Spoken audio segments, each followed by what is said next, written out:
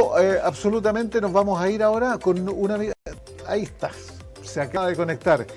Ella es Denise Cáceres, psicóloga de la clínica Bupa Reñaca, que a propósito tiene un día muy especial, el calendario médico de la Organización Mundial de la Salud. Mañana es el día de quienes tienen déficit de atención. Lo conversamos, así que Denise, te saludo, ¿cómo estamos? Hola. Hola, hola, buenos días, ¿cómo estás? Buenos días, buenas tardes, buenas noches, da lo mismo. Oye, y en las redes sociales, Denise, tenemos esta facultad, ¿no es cierto?, de volver a repasar, a revisar los podcasts, qué sé yo, que quedan asociados a las redes sociales. Está el canal YouTube también, que mucha gente después se va metiendo, canal.online, que se va metiendo después a revisar, sobre todo cuando son temas tan importantes como los que vamos a abordar. Relacionado con el déficit atencional. Mañana es el Día Internacional. Hay un Día Internacional para esto, Sí, Denise, ¿eh? claro, sí, ahora hay día para muchas cosas. Ya, Denise, ¿y cuál es la particularidad? ¿Cómo podemos dar cuenta en qué consiste? Porque también aquí hay varias como ideas que andan rondando y que a lo mejor no cumplen los parámetros de déficit atencional. ¿Cuál es el marco, psicológicamente hablando, de una persona, un joven, de un niño y de un adulto también que tiene déficit atencional? Claro, sí, pues es muy importante también ahí caracterizar enfocarse en que también el déficit atencional puede ocurrir en adultos. Sí. Se presenta, se diagnostica, se suele diagnosticar cuando están pequeños, cuando están los niños. Bueno, se caracteriza principalmente, primero se diagnostica antes de los 12 años y se caracteriza principalmente por falta, tal como dice la palabra, falta de atención, dificultad para poder concentrarse, en una idea. Cuando alguien, por ejemplo, le está hablando a una persona, la persona que presenta déficit atencional le dificulta mucho más entender porque se distrae con los estímulos que están alrededor. Claro. Entonces, por ahí va lo que más tiene en común tanto en un niño con déficit atencional como con un adulto con déficit atencional, porque Denise, también perdón, existe el déficit atencional con hiperactividad y con eso impulsividad. te iba a preguntar. ¿Está asociado necesariamente a la hiperactividad, digamos, de un niño o de un adulto que siempre se andan moviendo, que andan arriba de la pelota? No necesariamente. Hay Ya. déficit atencional con falta de atención, que predomina la falta de atención, y también está el déficit atencional que predomina la hiperactividad, y otro que es combinado con Mm. déficit, con falta de atención y con hiperactividad. Ok, Pero no en todos los casos presenta. perfecto. ¿Hay un parámetro claro establecido, digamos, por qué se produce esto? ¿Es un trastorno? ¿Es una enfermedad? ¿Qué es lo que es, Denise? Sí, está catalogado como trastorno del neurodesarrollo, Ajá. que también ahí hay un factor importante genético, y también obviamente hay que considerar el contexto, el hogar de la familia, cómo está constituido su familia, del niño en este caso, o un adulto también, pero principalmente se caracteriza por es un trastorno del neurodesarrollo. Uno de los principales factores es el genético.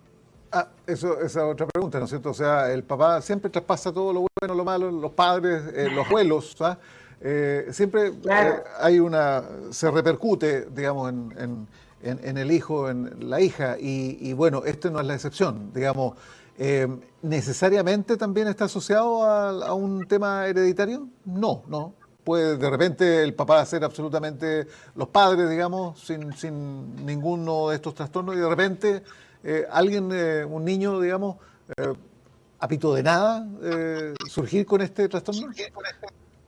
Mire, la mayoría de los casos de si el niño presenta un trastorno de déficit atencional, lo más probable es que uno de los papás también tenga, porque Ya, está relacionado con el 50%. ya. Sí, No hay caso, o sea, siempre hay y un viceversa. grado de... Los papás y los abuelos, todos los ascendientes, digamos. Claro, tiene que ver con los genes. Y muchas veces también cuando no se presenta, ya sea el papá o la mamá o alguien de la familia, se confunde. No necesariamente puede ser un déficit atencional o solamente puede ser un trastorno de conducta. Trastorno conductual que es, algunos síntomas se parecen atencional. Entonces ocurre también que a veces se sobrediagnostica. Ese es un tema. Eso lo tiene que ver Sí. un psicólogo. ¿Qué especialista básicamente determina? ¿El diagnóstico? ¿Sí? ¿El diagnóstico? Mire, bueno, lo puede hacer un pediatra, un neurólogo, o el pediatra en caso de los niños, que también se pesquisa desde pequeño, el neurólogo también, porque es necesario que se descarte otras patologías, otras comorbilidades médicas, entonces es importante la opinión del neurólogo y los exámenes el psicólogo sí, pero también lo derivamos el neurólogo justamente para descartar otras patologías médicas y tener un diagnóstico claro. Ok. Oye, Denise, cuéntame, distintos trastornos o enfermedades tienen como niveles. Me imagino que aquí también hay cierto nivel o capacidad, digamos, del niño estar más propenso a este tipo de condición. 1, 2, 3, una cosa así, ¿o no existen los niveles, Denise? Los niveles claro, sí, sí hay niveles más, hay leves, De nivel moderados, otros que son de más crítico, digamos, ¿ah? En este trastorno. ¿Ah? claro, sí, sí, la severidad dice usted. Exacto, eso básicamente. No, no Sí, encontraba sí, el término, la severidad, digamos. Eh, Me claro, imagino que no claro, es lo hay mismo. síntomas que son, sí, hay síntomas que son más leves, otros más a nivel moderado y otros más intensos. Y bueno, justamente también se necesita una batería de test, una entrevista inicial psicológica, clínica, para ver todos los determinantes y ver el contexto también familiar, porque a veces eso también puede potenciar aún más el trastorno de déficit atencional. Entonces, por ejemplo, pueden haber síntomas más leves desde de la atención, pero otros que son más intensos de la hiperactividad. Cuando vemos los dos casos, cuando tiene déficit atencional e hiperactividad, puede ser que sea más intenso hiperactividad y con menos intensidad de atención, entonces ahí eso se realiza con batería de test, con cuestionarios, Oye, Denise, ¿y para esto determinar eso. cambia de alguna manera la adolescencia, que es un periodo complejo, digamos? ¿Ah? ¿Aumenta, se incrementa el nivel de déficit? No necesariamente, o sea, sí se ve más aumentado la dificultad porque empiezan más responsabilidades, las responsabilidades, la exigencia, ¿verdad?, en el colegio, entonces, o después cuando ya pasan a la universidad o estudian algo más, también se puede reflejar en eso, a medida que uno va creciendo, va teniendo más responsabilidad, entonces ahí puede reflejar mucho más la dificultad y en general la hiperactividad baja. Cuando tenemos el caso de déficit atencional con hiperactividad, a medida que van creciendo, bajan los niveles de hiperactividad, pero la Mm. atención es el que se mantiene. Por eso yo le mencionaba que es como lo más común, tanto en niños como en adultos. Ok, ¿puede ayudar? ¿Tiene solución esto? ¿Tiene un tratamiento eficaz? Sí, sí, por supuesto que hay tratamiento, principalmente está el tratamiento farmacológico, pero no siempre las dosis son iguales, o sea, eso lo va a determinar el médico. Depende de la intensidad. Por eso que ahí también es importante la evaluación y la dificultad que se presente en el nivel social, laboral, académico. Entonces se realiza el tratamiento farmacológico, el tratamiento psicológico, que consiste en poder ayudar, entregarle las herramientas al paciente en el manejo de frustración, en el manejo de autoestima, en que Claro. consiste en poder informar y hablar del déficit atencional, o sea, que la persona entienda bien lo que le pasa y no atribuya otras razones que perjudiquen su autoestima, porque Claro. también pasa que dicen, pucha, yo soy incapaz, no puedo, no entiendo, me va mal, entonces ahí aparecen muchas veces los trastornos del ánimo. Sí, ¿y cómo esto se manifiesta, digamos, en un adulto con la misma severidad, digamos, de un niño? Esto repercute también laboralmente, me imagino, en la armonía con las relaciones interpersonales. Es un tema también Claro, para el adulto, ¿no? sí, sí, de todas maneras, por ejemplo, si un adulto está estudiando, le cuesta mucho más poder concentrarse, terminar las tareas, terminar lo que se planteó hacer, no rinde bien, las notas se reflejan, o sea, su rendimiento se refleja en las notas y eso también afecta anímicamente, entonces por eso le decía que es importante saber bien, tener bien claro su diagnóstico y conocer su tratamiento para no comenzar a atribuir esas malas notas o su mal desempeño en otras razones como mal la autoestima, pensando en temas negativos de sí mismo, que puede traer otras consecuencias como trastornos del ánimo. Tiene una comorbilidad también en el déficit atencional. ¿Una estimación de cuánta es la cantidad de gente que está, digamos, con este trastorno en nuestro país? ¿Hay algún tipo de índice, alguna encuesta, algún sondeo?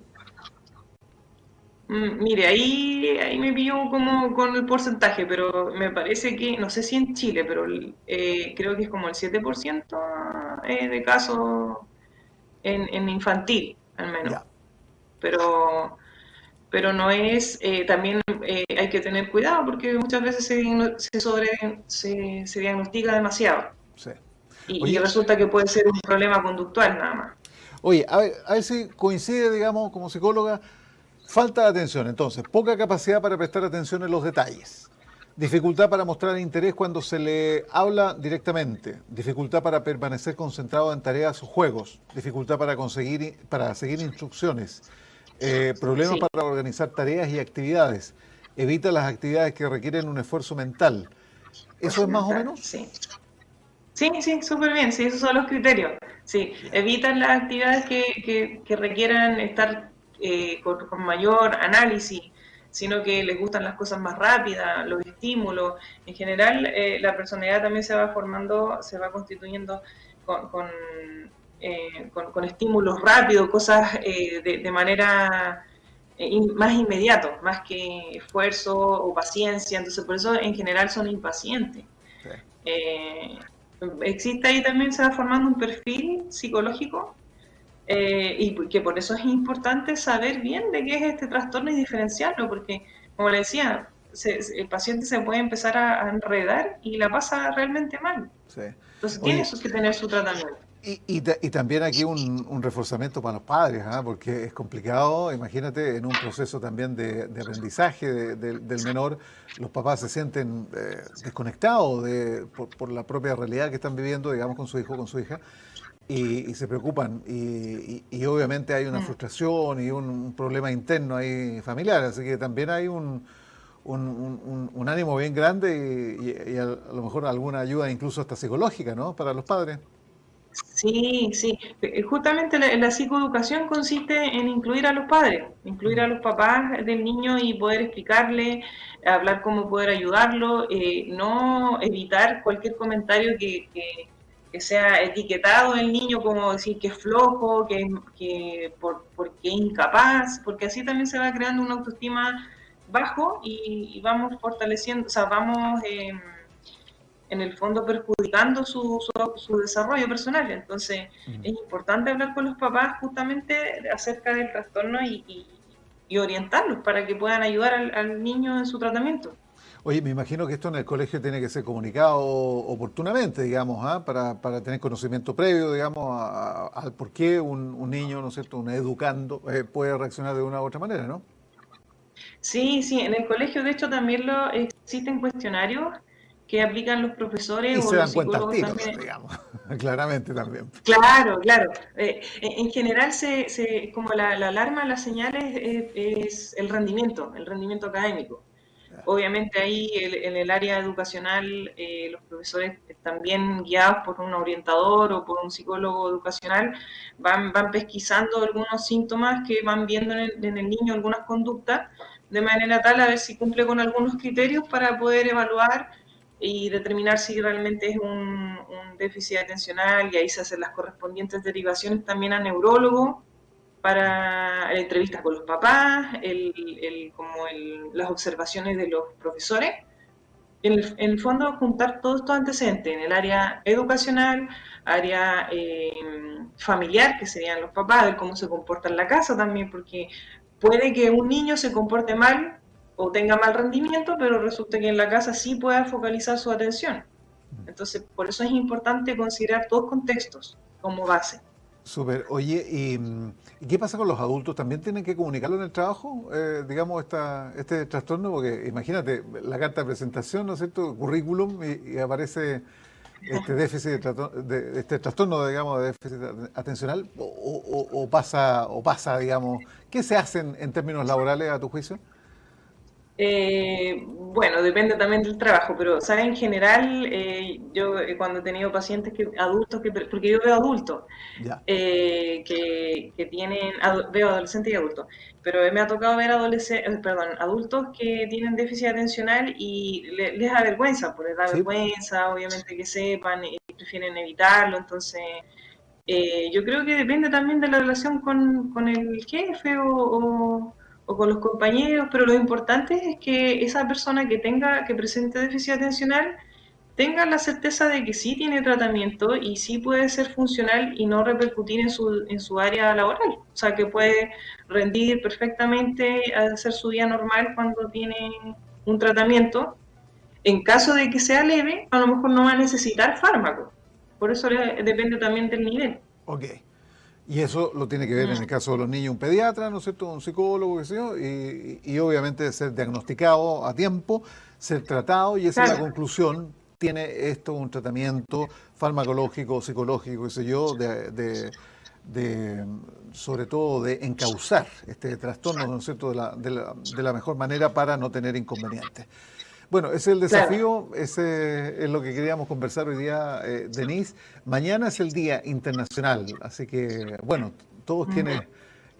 yo, fíjate que era como bien hiperactivo cuando era chico, ¿ah? Pero ya, ahora me he calmado un poquito, ya pasando los 30 años Claro, es ya. como lo que le decía, que a medida que uno va creciendo, si es que presentaba los dos casos, hiperactividad, la hiperactividad va disminuyendo y se presenta más en los niños, Claro. pero la dificultad de atención es lo que permanece y eso es lo que hay que ver si repercute mucho en su área laboral, familiar, personal.